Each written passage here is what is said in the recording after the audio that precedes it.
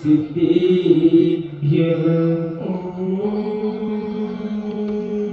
नमः सिद्धेभ्यः। ॐ नमः सिद्धेभ्यः। नमो अरिहन्ताणम्।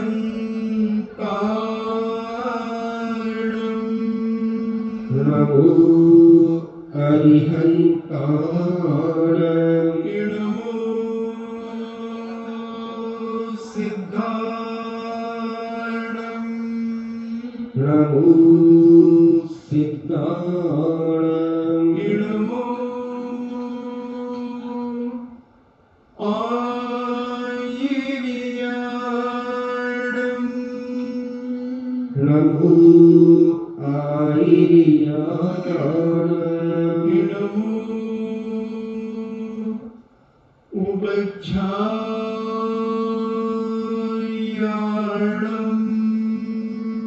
नमो उवज्झायाणम्। नमो लोये सब्बे साहूणम्। नमो लोये सर्वसाहूणम्। पंच परमेष्टि भगवान की जय। अहिंसामयी वीतराग विश्व धर्म की जय। देवादिदेव 1008 श्री आदिनाथ भगवान की जय। देवादिदेव 1008 चिंतामणि घोर उपसर्ग विजेता श्री पार्श्वनाथ भगवान की जय। देवादिदेव 1008 शासन नायक बाल ब्रह्मचारी भगवान महावीर स्वामी की जय। परम पूजनीय आचार्य शिरोमणि गुरुवर श्री कुंद कुंद महामुनिराज की जय। परम पूजनीय आचार्य शिरोमणि गुरुवर श्री विद्यासागर जी महामुनिराज की जय। परम पूजनीय निर्यापक श्रमण मुनि श्री सुधा सागर जी महाराज की जय। परम पूजनीय 3 कम 9 करोड़ महामुनिराजों की जय। तपोदय अतिशय क्षेत्र की जय। प्रभु दीक्ष लक्ष्मी गंभीर सागर जी महाराज की जय। चर्चा चल रही है संयम की।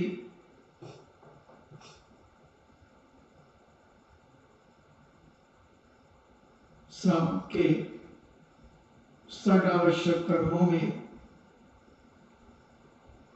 संयम की चर्चा आती है।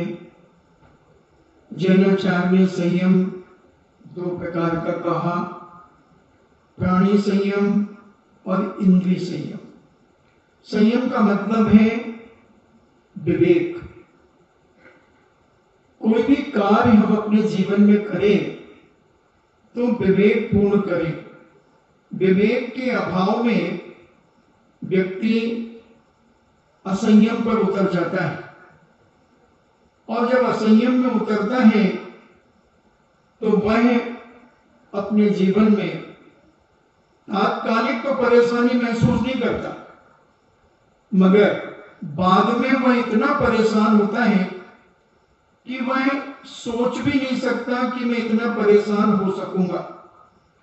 ऐसा एक बार नहीं, अनेक बार ऐसी परेशानियां उठाता है, फिर भी असंयम के प्रभाव में वह सब कुछ भूल जाता है।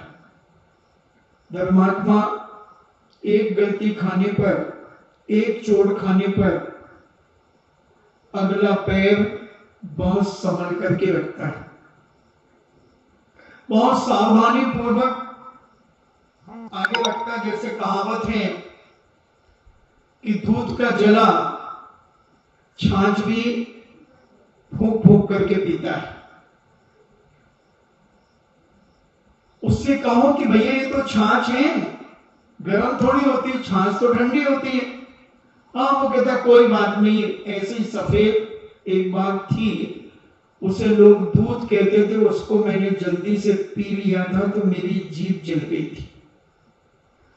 उसी प्रकार जो असंयमी व्यक्ति इस पर विवेक नहीं रखता और संयमी व्यक्ति एक बार चोट खाने के बाद बहुत संभल जाता है।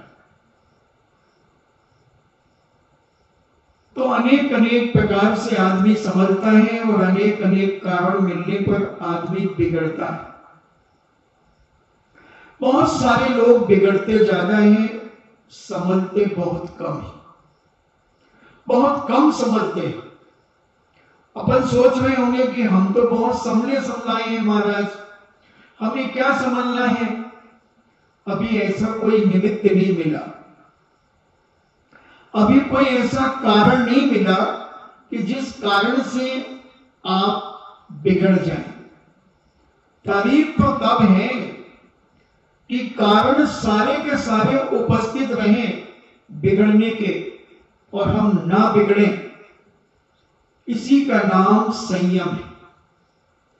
जैसे हम एक उदाहरण सुनाते हैं कि एक पंडित जी थे और उनके पास एक बिल्ली थी, जिसे लोग बिल्ली मौसी कहते हैं। ऐसी वह बिल्ली बहुत देखने में बड़ी प्यारी थी, सुंदर थी। वो पंडित जी के यहां पर दूध रोटी खाती थी और कुछ दिनों के बाद पंडित जी ने उसे इतना संस्कारित कर दिया, इतना संस्कारित कर दिया कि वह बैठ जाती थी और बैठ जब जाती तो उसके ऊपर पंडित जी एक दीपक रख देते और दीपक रख करके अपनी रामायण का पाठ किया करते थे। और सारे नगर के लोगों को उन्होंने बता दिया कि देखो मेरी बिल्ली कितनी समझदार है, मैं उसके ऊपर दीपक रख करके और रामायण का पाठ कर लेता हूं, फिर भी बिल्ली हिलती नहीं है, डुलती नहीं है, दीपक को गिराती नहीं है। इतनी संयमी है हमारी बिल्ली, बहुत संयम धारण किया है हमारी बिल्ली ने। अच्छा, लोग देखने आते और बिल्कुल बैठी रहती दो पैरों से और ऐसे हाथ जोड़े बिल्ली बैठी रहती और लोग देखते हो कहते वाह पंडित जी वाह, कितनी संयमित है तुम्हारी बिल्ली, इंद्रिय संयम कितना जबरदस्त है इसका। नहीं तो बिल्ली तो बहुत उछल कूद मचाती है, ये कितनी शांति से बैठी है, गजब गजब। सब तारीफ करें और धीरे धीरे पूरे गांव में उस बिल्ली की चर्चा पहुंच गई और सारे लोग, गांव के लोग बिल्ली देखने आने लगे। उसी नगर में कुछ साधु संत भी रहा करते थे। साधुओं ने कहा त्रियंच होकर के, बिल्ली होकर के इतनी संयमित हो जाए, नहीं तो बिल्ली तो शांत बैठती नहीं, वो तो एक मिनट में खाने के लिए यहां दौड़ती है वहां दौड़ती है। मगर चर्चा थी, साधु ने कहा चलो देखते हैं। एक साधु थोड़े बहुत तार्किक थे, बहुत विवेकशील थे। उन्होंने कहा इसकी परीक्षा करना चाहिए, क्योंकि परीक्षा के बिना व्यक्ति पास नहीं होता। और उन्होंने एक बाजार से प्लास्टिक का एक चूहा मंगाया और उस चूहे को अपने बस्तों में छुपा करके ले चले। और सारे लोग जब बड़ी गौर से, बड़े आश्चर्य से उस बिल्ली को देख रहे थे, वो बिल्ली हाथ जोड़े बैठी हुई थी और पंडित जी पढ़ते जा रहे थे, रामचंद्र जी की रामायण पढ़ रहे थे। उसी समय उन साधु महाराज ने चूहा बिल्ली के पास चूहा फेंक दिया और बिल्ली ने चूहा देखते ही दीपक यूं गिराया और चूहे पे झपट गई। कहा गया संयम। असंयम कैसे उत्पन्न हो गया? कैसे उत्पन्न हो गया असंयम? जब तक हमें निमित्त नहीं मिलते हैं, कारण नहीं मिलते हैं, तब तक हम बहुत शांत बैठे रहते हैं। हम क्रोध नहीं करते। कोई कहता हमें तो गुस्सा आता ही नहीं। अच्छा, हाँ, पूछ लो किसी से भी महाराज। तो हमने पूछा क्यों भाई इनको गुस्सा नहीं आता? बोले महाराज जी पूरे घर में इनकी चलती है, इनकी आज्ञा के बिना एक बहू मजाल है कि 1 इंच भी कपड़ा ले आए। इनकी आज्ञा के बिना कोई घर में काम हो जाए तो फिर इन्हें गुस्सा कहां से आएगा?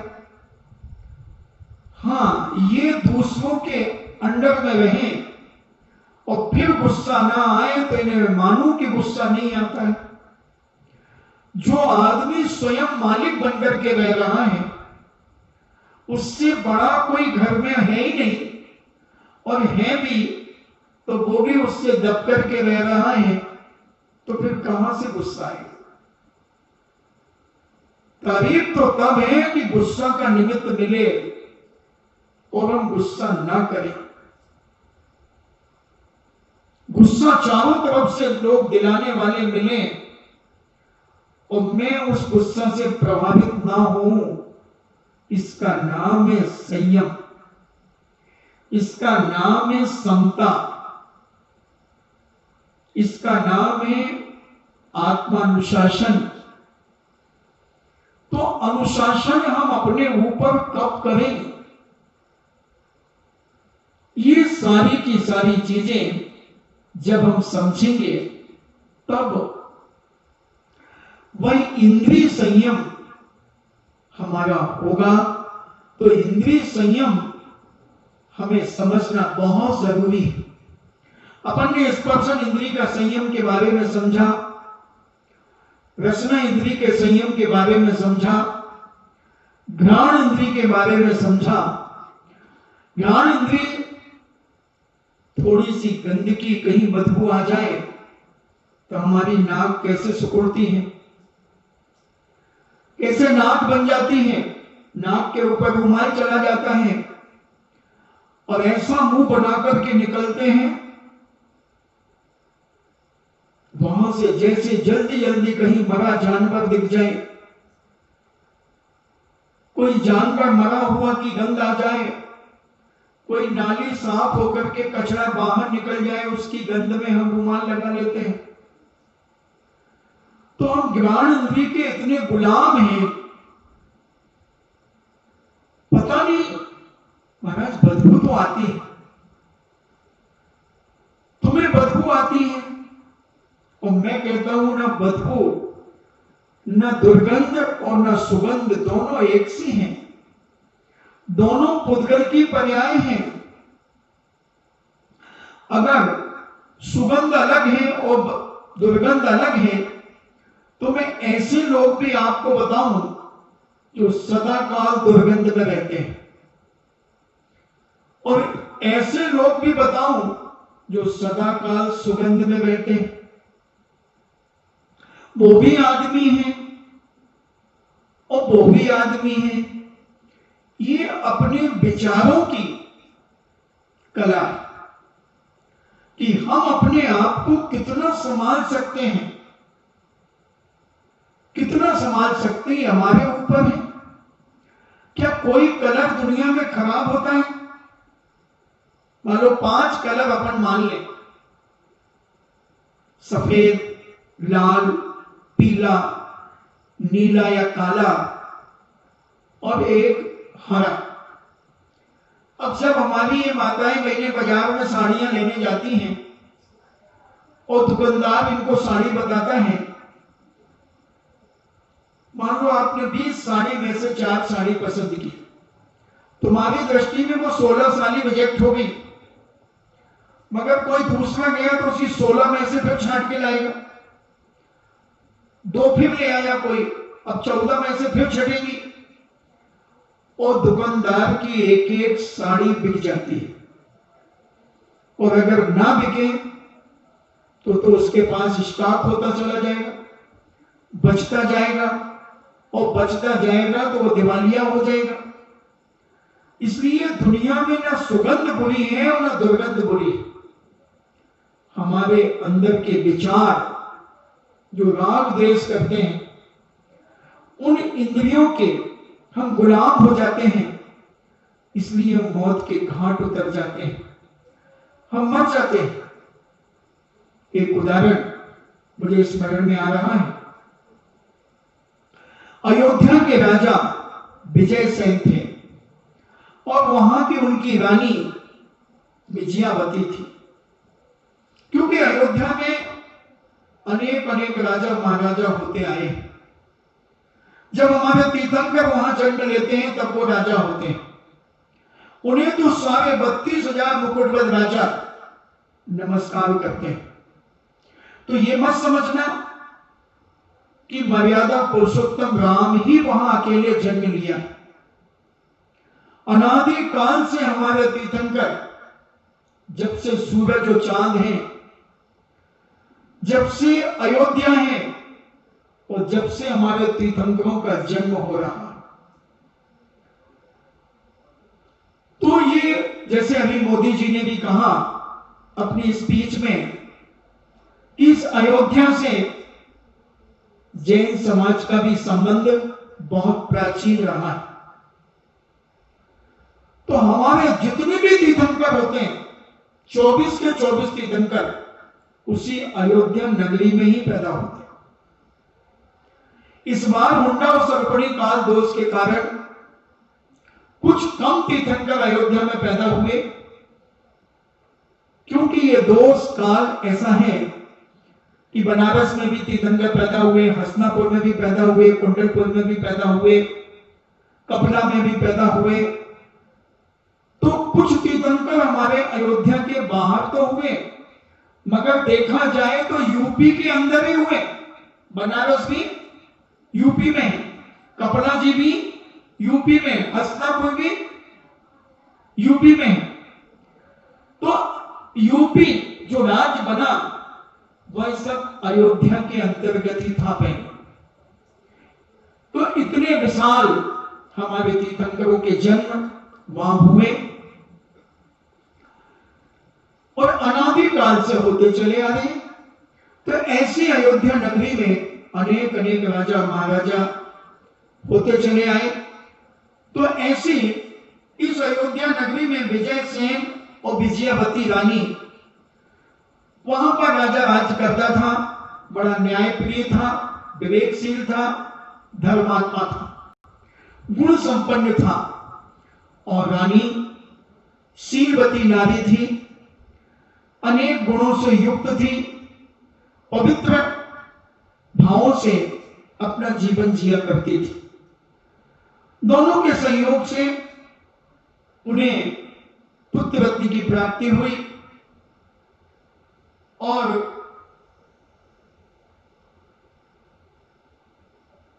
एक बेटा जब हुआ तो उसका नाम जयसेन रखा गया।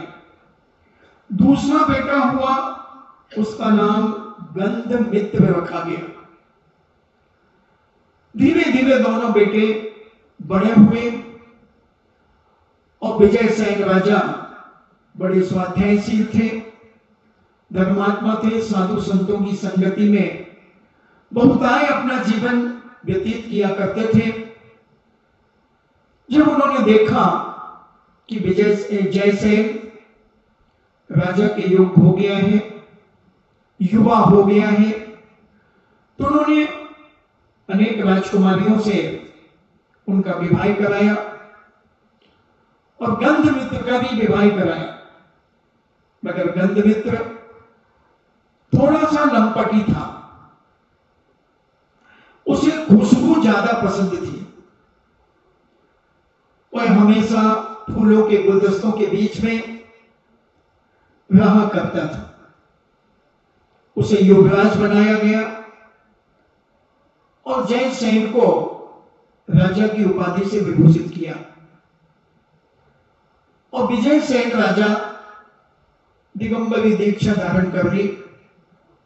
पूज्य मुनिराज के चरणों में बैठकर उन्होंने दिगंबरी दीक्षा को धारण किया। कुछ दिन तक सुचारू रूप से जयसेन राजा राज्य चलाते रहे। गंधमित्र के मन में ईर्ष्या जागी कि मैं युवराज बनकर के रहूंगा और ये राजा बनकर के रहेगा, मुझे इसके अधीनस्थ जिंदगी जीना पड़ेगी। और उसके मन में ईर्ष्या जागृत होने लगी, ईर्ष्या जागृत होने लगी। और वह अनेक प्रकार से साम दाम दंड भेद की नीतियां अपनाता हुआ षड्यंत्र रचने लगा। और उसने ऐसा षड्यंत्र रचा कि सेनापति को, सारी सेना को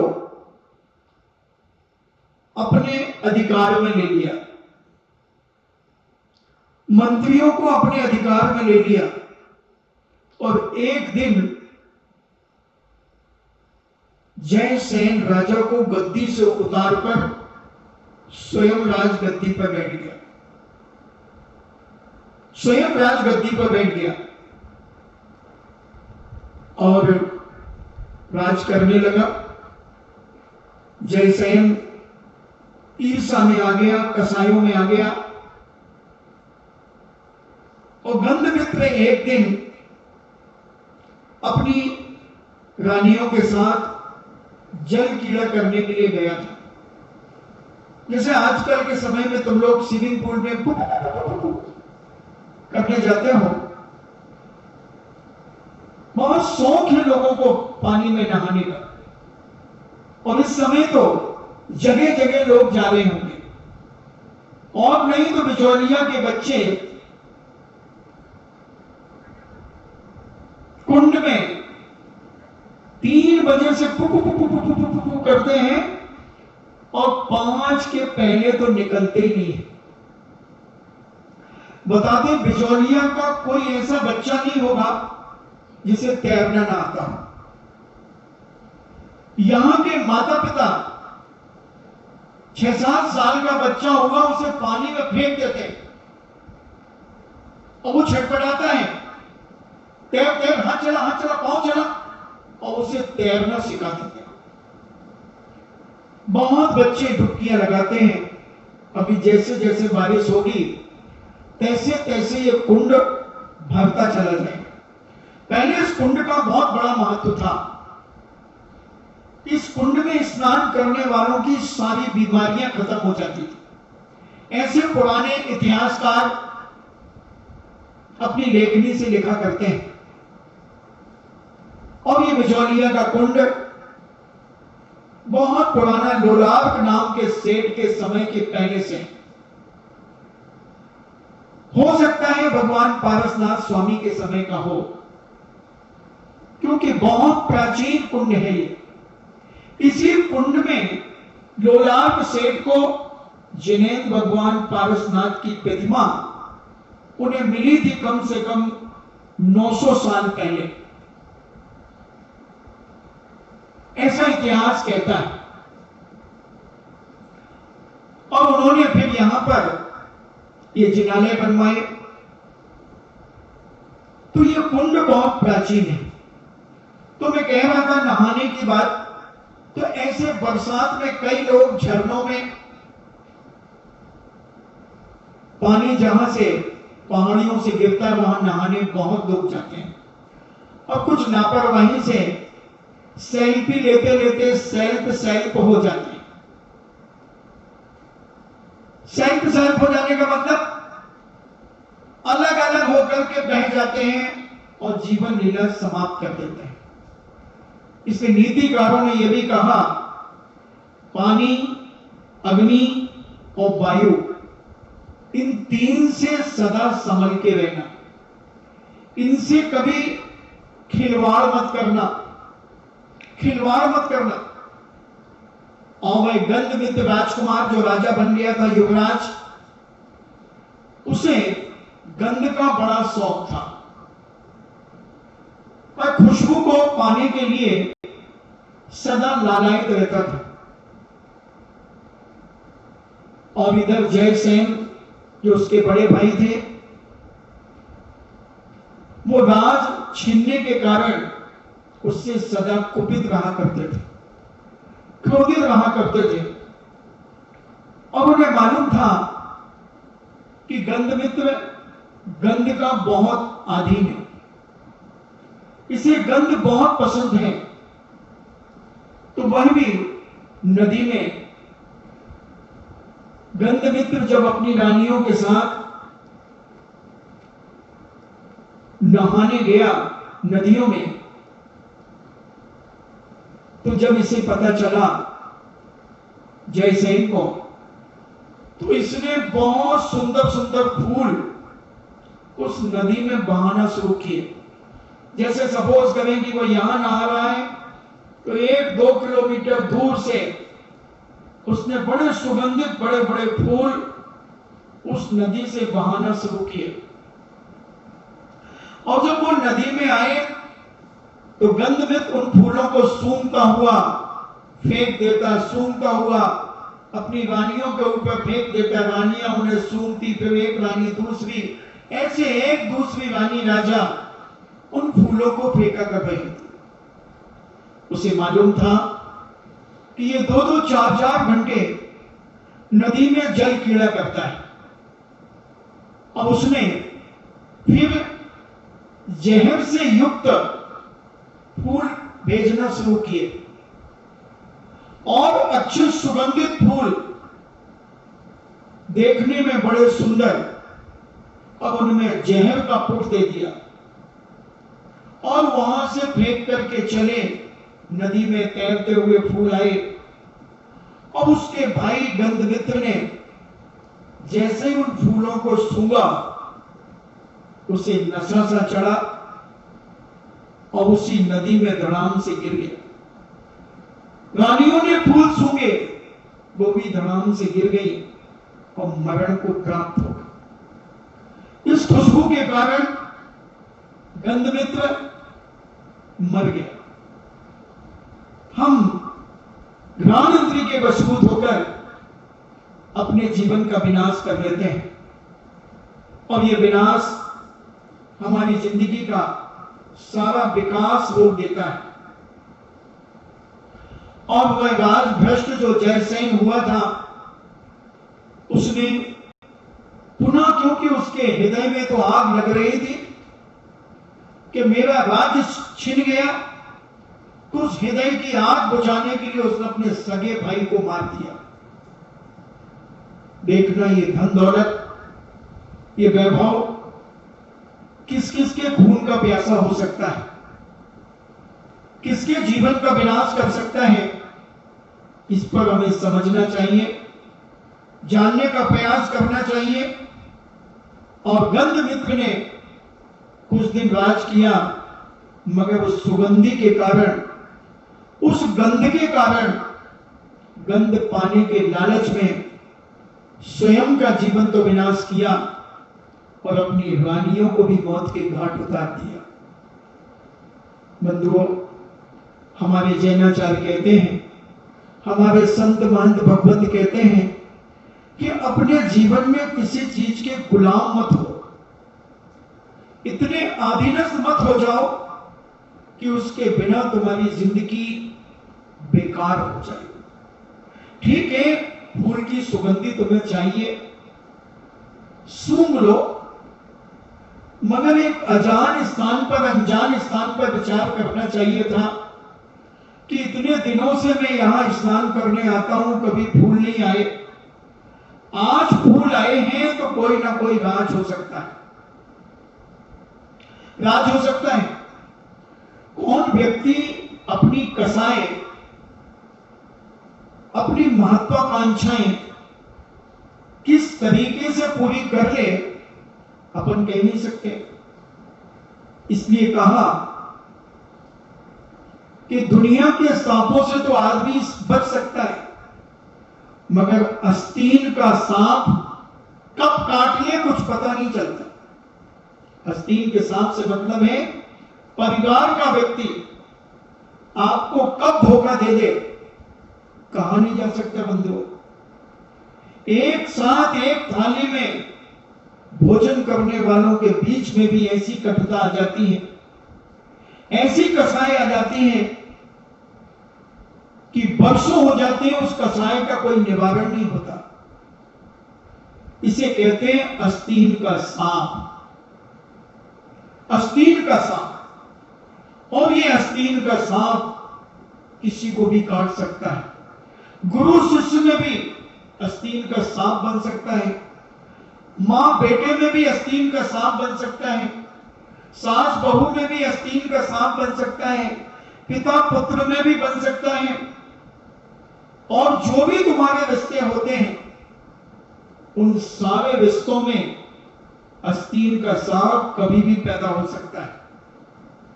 देवरानी जेठानियों में हो सकता है, चाचा चाची में हो सकता है, दादा दादी में हो सकता है, बेटे पोते में हो सकता है, किसी में भी हो सकता है। इतिहास साक्षी है, हजारों कहानियां इतिहास में पढ़ी हैं।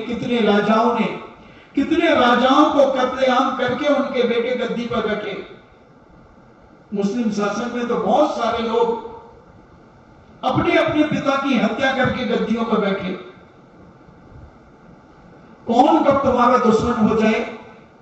हमारे भारतीय राजा विरोधी सैनिकों से कब मिल गए और भारत पर कब्जा करा दिया, भारत के राजाओं को परास्त करा दिया। एक ही राजा पृथ्वीराज चौहान और एक महाराणा प्रताप, ये दो राजा किसी से नहीं मिले, ये आस्तीन के सांप नहीं बने। और प्राय सारे जयपुर के राजा, जोधपुर के राजा, न जाने कौन कौन से राजा दुश्मनों से मिलकर आस्तीन के सांप बनकर और अपने ही देश को काटकर उनकी गुलामियत की जंजीरों में जकड़ गए। महाराणा प्रताप का सगा भाई आस्तीन का सांप बनकर के दुश्मन राजा के साथ मिलकर और महाराणा प्रताप के विरोध में युद्ध करने खड़ा हो गया। इसलिए बंधुओं, विश्वास में बांस बिस्का, आशाओं में छुपी है निराशा, शब्दों के संग न बहना, सुन लो मेरी बहना। किसी के लक्ष्यदार शब्दों से प्रभावित मत हो जाना। क्या पता कौन सा लक्ष्य तुम्हारे जीवन में गच्चा पैदा कर दे, तुम्हारी जिंदगी को कहां विनाश की ओर ले जाए। जब सगा भाई एक राजगद्दी पाने के लिए भाई का विनाश कर सकता है, एक सगा भाई षड्यंत्र रच सकता है, फिर तो किसको क्या कहा जाए।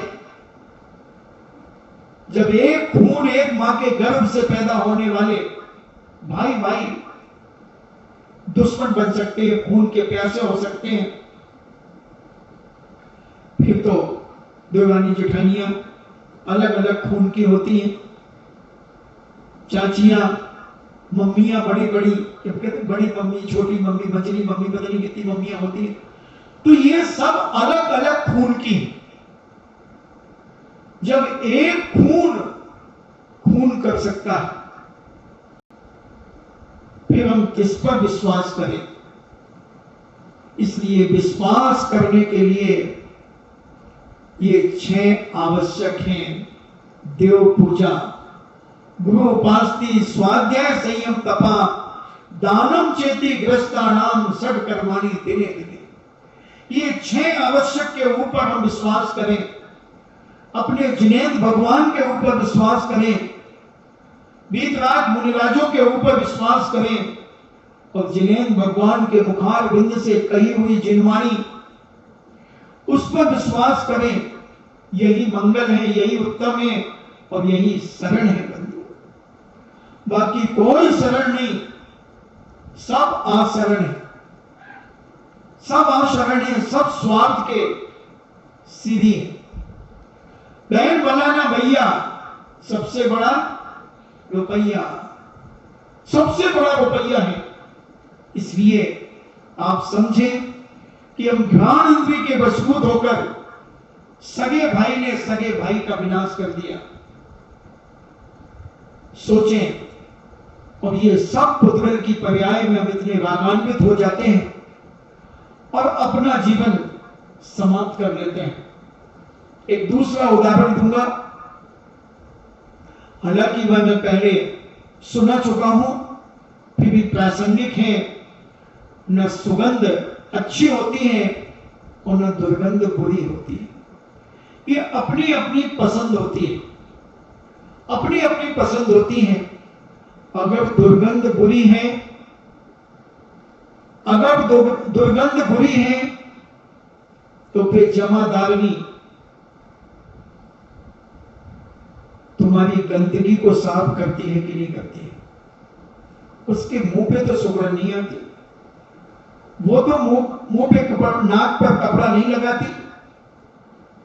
अभी तो चलो कुछ भी नहीं है, पहले तो जो कच्ची लैट्रिन होती थी वो बेचारी आकर के साफ करती थी, बेचारा आकर के साफ करता था और टोकनी में भर करके मल ले जाता था। तब भी उन्हें गिलानी नहीं होती थी, गंदगी नहीं होती थी उनके मन में। तो ये हमारे मन की एक मानसिकता ऐसी बन जाती है कि हम कहीं थोड़ी सी गंदगी देखते हैं तो अपनी नाक पकड़ते हैं सबसे पहले। और हमारे जैनाचार्य कह रहे हैं, और कहीं पर अगर फूलों की खुशबू आ जाए तो हम सांस तो चल रही है मगर हम 2-4 सांसें और खींच लेते हैं। क्या हुआ? और इनको देखो ना कितने सुंदर सुंदर गुलाब लगे हैं, ये देखो चंपा लगी है, ये चमेली लगी है, ये रात रानी लगी है, और वहां एक कचरे का ढेर लगा है, वहां एक बैला की नाली बह रही है। थोड़ा आगे बढ़ो, बना जाऊंगा, बहुत दुर्गंध आ रही है। तो ये सब तुम्हारी मन की भितोरी है। 2 सहेलियां थी बांसवाड़ा की, दोनों में बड़ा प्रेम था। हो जाता है स्कूल में सहेलियां होती हैं, तो एक माली की बिटिया थी और एक धीवर की बिटिया थी। दोनों सहेलियां थी, बहुत पक्की सहेलियां थी। एक भूमड़ा की थी और एक नौगामा की थी। दोनों सहेलियां एक साथ पढ़ा करती थी, एक स्कूल में पढ़ती थी, एक क्लास में पढ़ती थी, और दोनों बहुत अच्छी पक्की सहेलियां थी। धीरे धीरे बड़ी हुई दोनों बिटियां, और पिता ने अपनी बेटी का विवाह, जो माली की बेटी थी, उसने अपनी बेटी का विवाह करने का विचार किया और उसने अपनी बेटी का विवाह गुजरात में कर दिया। और जब धीवर की बेटी को पता चला कि मेरी सहेली की शादी पक्की हो गई है गुजरात में, तो उसने अपने पिता से कहा, पिताजी मेरी शादी भी गुजरात में ही करना, और उसी नगर में करना जहां मेरी सहेली की शादी हुई है, क्योंकि हम दोनों बचपन से दोस्त हैं, पहली क्लास से हमने साथ पढ़ा है और दोनों ने पढ़ाई एक साथ छोड़ी है। इसलिए पिताजी इसका जरूर ध्यान रखना, भले 10-5 किलोमीटर आगे पीछे हो जाए मगर नगर तो वही होना चाहिए। पिताजी ने कहा ठीक है बेटा, देखता हूं। अब वहां हमारी कोई ऐसी जान पहचान नहीं है गुजरात में। बोले नहीं पिताजी आप तो करो, वहां भी तो मछुआरे होंगे, वहां भी तो धीवर होंगे, ताप्ती नदी वहां भी तो है। तो उन्होंने कहा ठीक है बेटा, हम विचार करते हैं। अब इसकी शादी पक्की हुई। आज के जैसे नहीं होता कि शादी पक्की होने के बाद 6-6, 8-8 महीने घसीटते हैं, कई तो 1-1 साल घसीट देते हैं। क्या फिर इनका जीवन? अब 1 साल तक 4-4 घंटे इनने बातें करी। अब ये शादी के बाद क्या बातें करेंगे? खाक? फिर तो लड़ेंगे, फिर तो डाउट करेंगे एक दूसरे के ऊपर। क्या जिंदगी जिएंगे? और पहले पक्की होने के बस कितने दिन बाद, हफ्ता 15 दिन के अंदर शादियां हो जाती थी। और वहीं उस बिटिया की, मालन की 15 दिन के बाद शादी हुई। इसने पूरा वहां रहकर के 15 दिन तक, 15 दिन के अंदर सारे काम किए अपनी सहेली के, और बड़े धूमधाम से उसकी विदा कराई। विदा होने के बाद इसने उससे कहा कि देख मेरे लिए भी वहीं देखना कोई लड़का। उसने कहा देख कोशिश करूंगी, तू अपनी समाज में ही करेगी ना? बोले हाँ, मर जाऊंगी मगर अपनी समाज के अलावा कभी कहीं नहीं करूंगी, मैं धीवर में ही करूंगी, मैं मालियों में नहीं करूंगी। हाँ बोले माली में तो नहीं करूंगे, तो ठीक है, मेरी तो अभी मैं जाऊंगी, उनसे पूछूंगी अगर कोई उनका धीवर मछुआरा, क्योंकि हमारे यहाँ तो कोई मछली खाता नहीं है कि मछली वालों से पहचान हो, देखेंगे। और उसके पिताजी ने भी धीरे धीरे मछुआरों से दोस्ती करते करते गुजरात तक अपनी पहुंच बना ली। और उसी नगर में जहां उसकी बेटी थी, उसकी सहेली भी 5-7 किलोमीटर दूर पर उसकी बात चली। बहुत खुश और आनंद हो गई उसे, और इतनी आनंदित हुई और उसने उसे खबर भेज दी कि मेरी बात भी चल रही है और हो सकता पक्की हो जाएगी। और मेरे पिताजी तो कह रहे इतना लंबा समय नहीं, मैं तो 3-4 दिन में ही शादी कर दूंगा, 3-4 दिन में ही शादी कर दूंगा, क्योंकि ज्यादा झंझट पालने ही नहीं, और नहीं तो ज्यादा लंबा हो जाए, बीच में कोई त्योहार आए तो फिर बुलाओ नए ब्याह जी को। अभी तो केवल पक्की हुई है, और नए ब्याह जी को फिर गिफ्ट दो, रक्षाबंधन आ रहा है साहब, उनको साड़ियां दो, ये करो, पता नहीं कितने खर्चे बढ़ जाते हैं। 6-6, 8-8 महीने के बीच में बताते 2-2 लाख रुपए एक्स्ट्रा लग जाते हैं। साड़ियां, कपड़े लगते, सोना चांदी, पता नहीं क्या क्या देना पड़ता है। और अभी पक्की हुई है, अभी कुछ हुआ ही नहीं आगे, मगर अब ब्याही जी तो ब्याही जी हो गई। तो अब क्या करना पड़े? रक्षाबंधन आ रहा भाई, गिफ्ट भेजो, साड़ियां भेजो, सूट भेजो, बड़ा लफड़ा। तो हमारे पुराने लोग बहुत अच्छे थे, तेजमल जी ठीक कह रहा हूं ना, शादी के पहले जब सालों इनके चलते हैं तो कितने त्योहारों में क्या क्या भेजना पड़ता है। हाँ, पहले तो 2-3 दिन में सब पक्का।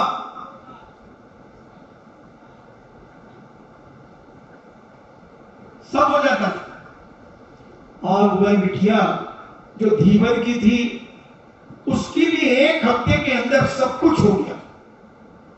दोनों ठाट से कभी कभार मिल जाती और अपने जीवन को जी रही थी। धीरे धीरे उसे भी अपने घर का धंधा करना पड़ा। जो धीवर की बिटिया थी, तो एक दिन उसकी कॉलोनी में मछलियां उसकी बिकी नहीं, तो वह सोचा उसने कि चलो अपनी सहेली की कॉलोनी में चलते हैं, वहां आज हाट लगेगा, बाजार लगेगा।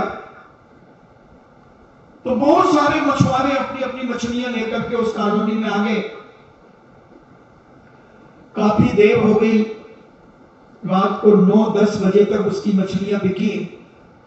अब वो 7 किलोमीटर अपने घर जाने के लिए बस स्टैंड में खड़ी थी। इतने में उसकी सहेली का श्रीमान जी, उसने देखा, अरे आप क्या कर रहे हो यहाँ पर 10 बजे रात को? बोले हाँ, मैं मछलियां बेचने आई थी, क्योंकि हमारी कॉलोनी में बिकी नहीं, तो मैं यहाँ बेचने आई थी, तो सब बिक गई ना। हाँ, तो अब आप ऐसा करो, आप हमारे घर चलो और वहीं सोना, रात को आप अकेले मत जाओ। नहीं, मेरे वो इंतजार करेंगे। नहीं, मैं अपने नौकर को भेज देता हूं और तुम चिट्ठी लिख दो और तुम हमारे घर चलो। और उसने नौकर को बुलाया और बस से नौकर को भेज दिया और खबर कर दी कि भाई तुम्हारी धर्मपत्नी जी अपनी सहेली के घर पर रुक गई। ठीक है, वो वापिस आ गया खबर लेकर के, और उनके श्रीमान ने कहा कोई बात नहीं, वो तो बचपन से दोनों बहनें हैं, मुझे विश्वास है कि बहुत अच्छे से रखेगी उसकी सहेली। और उसने बहुत सुंदर एक कमरा सजाया फूलों से, बहुत सुंदर, सब प्रकार के फूल, जितने भी अच्छे अच्छे फूल होते हैं, उसने उसके पलंग के चारों तरफ चौखट पर लड़ियां लगा करके दीवारों पर झूमर टाइप का बना दिया ऊपर पलंग के ऊपर। और ऐसी खुशबू आ रही है, ऐसी खुशबू। और उसने कहा, भोजन आदि करा करके उससे कहा तू इस कमरे में सो जा, देख अंदर से बंद कर लेना ना, ठीक है। और मैंने पानी भी रख दिया है, दूध भी रख दिया है और सब चीजें रख दी है, मिष्टान भी रख दिया है, तू अपने अभी रात को जैसे तुझे इच्छा हो तो खा लेगा। उसने कहा ठीक। और वो कमरे के अंदर गई। अब सहेली के घर में पहली बार तो गई थी, क्या बोले, अंदर गई तो उसकी तो नाक फट रही थी, वो खुशबू से बदबू लग रही थी, माथा चढ़ गया उसका, सिर फटने लगा। और 12 बज गए, नींद ही नहीं आ रही है, करवटें बदल रही हैं। मगर जो मालम की बिटिया थी, उसने सोचा कि देखो तो सो गई कि नहीं सोई। उसने दरवाजे के पटियों के बीच में वो क्या सरांस होती, क्या बोलते थे, ज्वाइंटों पर, उसमें से उसने झांका तो देखा कि तो करवटें बदल रही हैं। उसने खटखटाया, बोले तू सोई नहीं? बोले मुझे नींद ही नहीं आ रही, मेरा तो सिर फट रहा, मुझे बदबू आ रही है। क्या बात करती है? मैंने तो गेंदा, चंपा, चमेली, गुलाब और रात रानी ऐसे ऐसे फूल तेरे लिए सजोए हैं, तुझे बदबू आ रही है? हाँ, बोले तो मैं बीमार हो जाऊंगी, हो सकता मेरा मरण हो जाए, मैं तो पसंद ही नहीं कर सकती। बोले फिर बैठ के बातें करें? बोले बातें भी करेंगे तो तेरी नींद खराब होगी। मुझे भी नींद तो आ रही है, मगर ये इसकी बदबू के कारण। बोली ये बदबू नहीं है पागल, लोगों की शादियों में तो हम 25-25 हजार रुपए कमरा सजाने के लेते हैं, और तुझे तो मैंने फ्री में कमरा सजा दिया, फिर भी तुझे नींद नहीं आ रही है। बोले मैं तू जान, मुझे तो नहीं आ रही। तो कैसे आएगी तुझे नींद? वो मेरा जो मछली मारने का जाल है ना, जो मेरी टोकरी में पड़ा है, वो जाल ला करके दे दे और बरामदा में रख दे, बस मैं ऐसे सोऊंगी कि पता ही नहीं चलेगा कि कब सुबह होगी। क्या बात करती? बोले हाँ। और उसने अपनी सहेली को वो जाल मछली मारने का जो बदबू मार रहा था वो उसे दिया। उसने आधा जाल बिछाया और आधा को समेट करके सिर के नीचे का तकिया बनाया, और लेटते ही ऐसे सोई, ऐसे सोई, ऐसे सोई कि सुबेरे 5 बजे उसकी नींद खुली। और ये उस कमरे में जाकर सोई तो इसकी 6 बजे नींद खुली। अब बोलो, खुशबू बुरी है कि दुर्गंध बुरी है? ये सब मन की भितुरी बुरी है। मन की तरंगे मार ले बस हो गया भजन, आदत बुरी सुधार ले बस हो गया भजन, हो गया भजन। तो ऐसे जो इस घ्राण इंद्री के गुलाम हो जाते हैं वो अपनी जिंदगी में कभी सुख नहीं पा पाते, कभी सुख नहीं पा पाते। इसलिए कहा संयम, इंद्रिय संयम अपने जीवन में धारण करो और इस इंद्रिय संयम के प्रभाव से तुम अपने जीवन में समता को प्राप्त करोगे और इस समता के माध्यम से तुम्हारी ममता का मरण होगा और समता दिन दूनी रात चौगुनी बढ़ती चली जाएगी और तुम अपने जीवन में आनंद मनाओगे, जीवन खुशहाली रहेगा। आजकल पता नहीं वो क्या लगाते हैं, ऐसे नहा करके आते हैं, जब ऐसा बदबू मारता जैसे नाले में से निकल के आ रहे हैं, वो क्या बोलते हैं, डीओ डीओ क्या बोलते हैं इसके, डीओ। ऐसा लगता मुझे तो कि जो नाली में से निकल के आ रहे, नालों में से, मगर लगाने वाले को वही अच्छा लगता है। तो ये इनके दिमाग में बैठ गई ये बात। तो सेंट हमने बताया कि जानवरों को बिच्छू को मार करके सेंट बनाया जाता है, उसकी लघु शंका से सेंट बनता है और उस सेंट को लोग लगा करके अपने आप को सुपर समझते हैं। लघु शंका बताओ, किसी की लघु शंका अपने कपड़ों में लगा करके क्या वो आदमी सुपर होगा? कैसे पागल है ये। और उसके अधीनस्थ होते हैं और हजार हजार 2-2 हजार की छोटी छोटी सी सेंट की शीशियां खरीदते हैं। ये विनाशकालीन विपरीत बुद्धि है, ये विनाश है।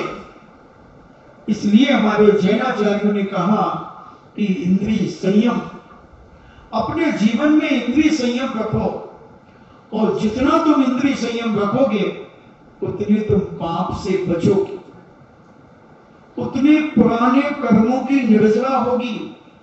समता परिणाम जब तुम रखोगे, संयम रखोगे, ना दुर्गंध पे द्वेष करोगे और ना सुगंध पे राग करोगे, दोनों पुद्गल की पर्याय हैं। और पुद्गल में राग द्वेष धर्मात्मा जीव कभी करता नहीं, क्योंकि जो कुंद स्वामी को पढ़ते हैं वो तो और नहीं करते, वो तो सोने की बेड़ी और लोहे की बेड़ी को समान मानते हैं, पुण्य पाप को समान मानते हैं, मगर सबसे ज्यादा द्वेष वही करते हैं, सबसे ज्यादा घृणा वही करते हैं, सबसे ज्यादा राग वही करते हैं,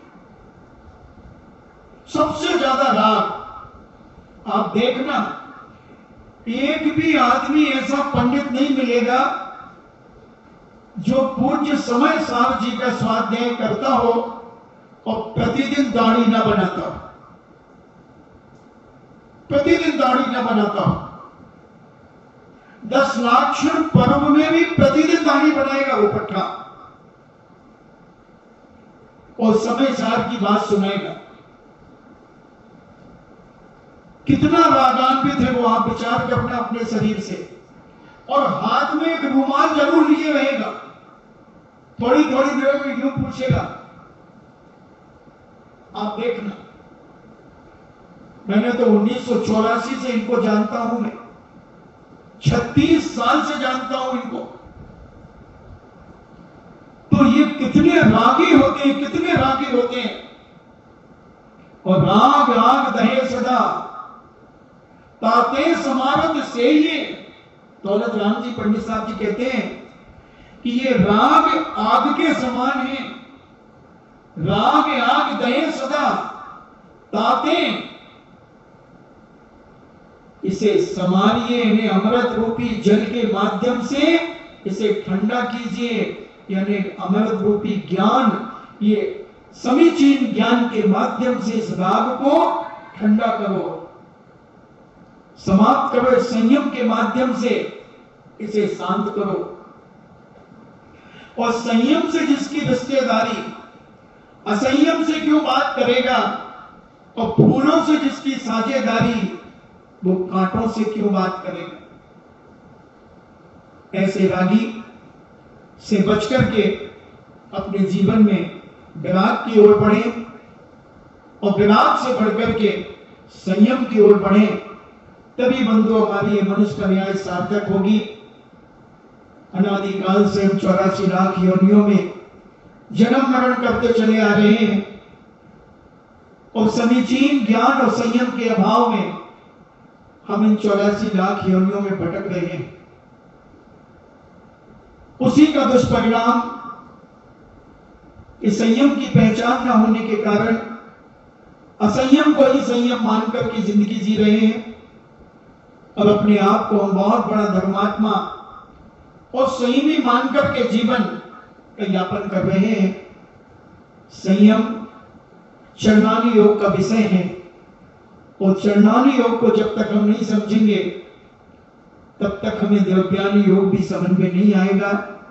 भले हम अपने वचन के समय सार जी ग्रंथ पढ़ करके फाड़ करके हमने खत्म कर दिए होंगे।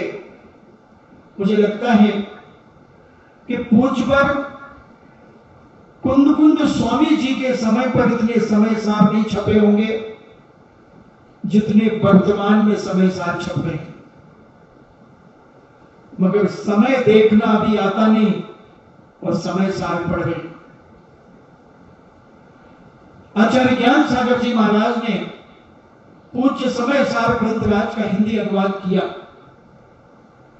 आचार्य विद्यासागर जी महाराज ने समय सार ग्रंथराज की गाथाओं का पद्य अनुवाद किया। जब 1984 में हमारा चातुर्मास अजमेर की सोनी जी की नसिया में हुआ, तब जब पता चला कि ज्ञान सागर जी महाराज का साहित्य बहुत लिखा, उन्होंने बहुत लिखा, मगर उपलब्ध नहीं है। जैसे जैसे उनके हस्तलिखित ग्रंथ मिले, पूज्य मुनि श्री ने जब उपदेश दिया तो पूरा साहित्य 15 लाख रुपए का लगभग छपा। तो समय सार ग्रंथ जिनने छपाया, उन्होंने कहा महाराज जी, जो स्वाध्याय करने वाले लोग हों उन्हें ही अपन दे सकते हैं। तो मेरे पास 500 ग्रंथ समय सार जी के रख दिए गए। देव सागर जी महाराज साहब के पास भी रखे, और एक ब्रह्मचारी जी हमारे साथ थे, संजय जी, उनके पास भी रख दिए। 1.5 दिन में, अजमेर के अंदर कह रहा हूं, 1.5 दिन में 350 समय सार मेरे पास से लोग ले गए।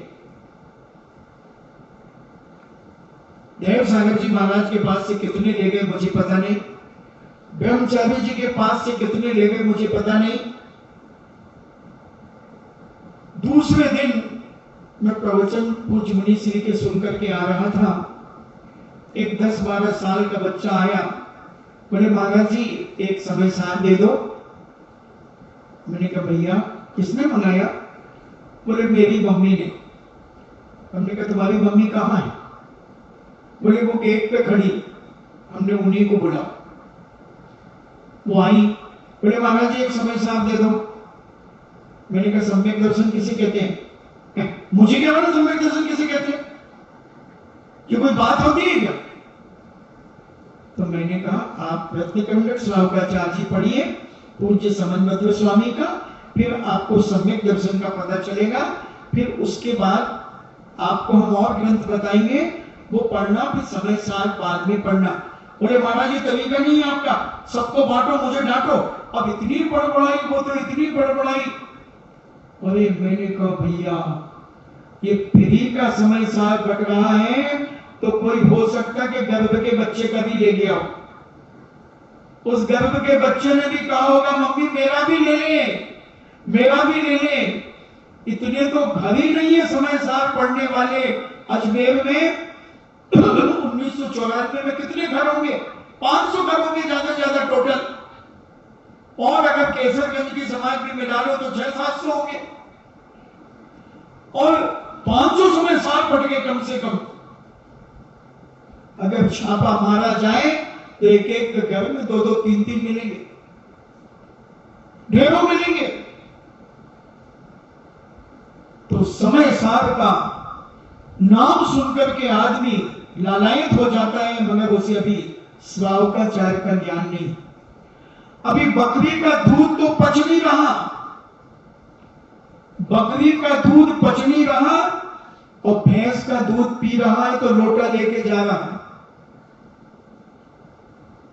समय सार ग्रंथ राज महान उच्च कोटि का ग्रंथ, आध्यात्मिक ग्रंथ, ज्ञानी योग का ग्रंथ है। अभी हमें सम्यक दर्शन की परिभाषा नहीं मालूम, अभी हमें अनुभवों के नाम नहीं मालूम, और हम समय सार पढ़ने जा रहे हैं। यह है विनाशकारी विपरीत बुद्धि। उन्हें ऐसी घृणा होती है प्रथमान योग के ग्रंथों से। वो प्रथमान योग के ग्रंथों को कथा कहानी कहते हैं कि ये कथा कहानी क्या पढ़ना, आत्मा की बात पढ़ो, आत्मा है सच्ची मलाई। अरे मलाई खाने में तो बहुत अच्छी लगती है, मगर देख तो लो अपनी जठराग्नि को कि पचाने की ताकत है कि नहीं। मलाई तो बहुत अच्छी लगती हो, भैंस के दूध की मलाई का तो क्या थक्का बनता है, ऐसा थक्का उसमें बूरा और मिला लो 1 चम्मच, फिर उसे खाओ तो बहुत अच्छी लगती है, मगर पचा करके तो देखो दिन भर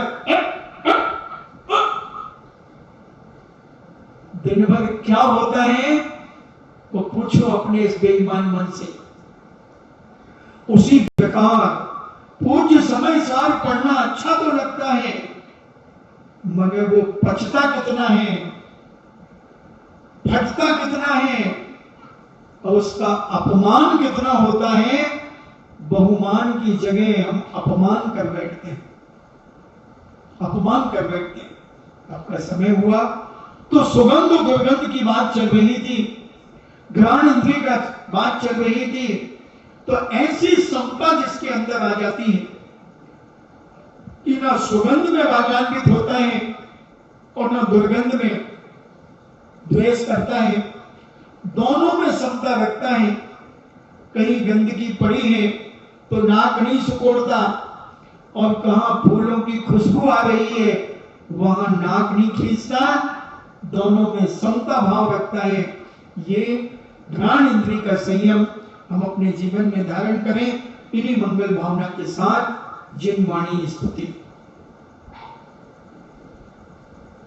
जिन वाणी के ज्ञान से सूझे लोकालो, सो वाणी मस्तके धरूं सदा देते हूँ धो। हे जिन वाणी भारती तो ये जपो दिन रे, जो तेरो शरणागहे सो पावे सुख चैन। देव भजो अरिहंत को गुरु सेवा निर्ग्रंथ, दया धर्म पालो सदा यही मोक्ष का पंथ। नौका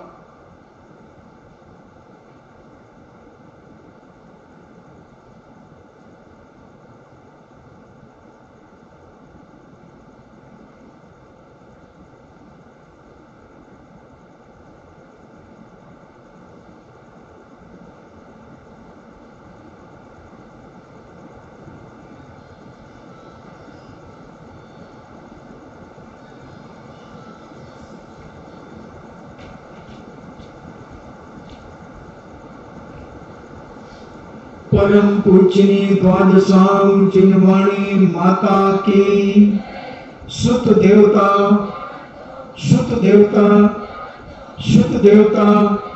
जैनम जेतु